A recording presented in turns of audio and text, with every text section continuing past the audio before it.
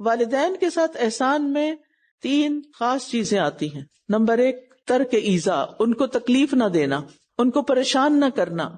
Number 2 مالی خدمت، اگر ضرورت مند ہے تو ان پہ مال خرچ کرنا. نمبر 3 بدنی خدمت، یعنی اگر بیمار ہیں یا کمزور ہیں یا بوڑھے ہیں تو ان کی جسمانی خدمت، ان کو کھلانا پلانا، نہلانا دھلانا، اور ان کے چھوٹے چھوٹے کام کرنا کہ اب وہ اٹھ کے بھاگ دوڑ نہیں کر سکتے. پھر اس کے علاوہ باقی چیزیں کیا ہیں؟ ان سے اچھے طریقے سے بات کرنا. وَقُلْ لَهُمَا قَوْلًا كَرِيمًا، ان کی ضرورتوں کا خیال رکھنا.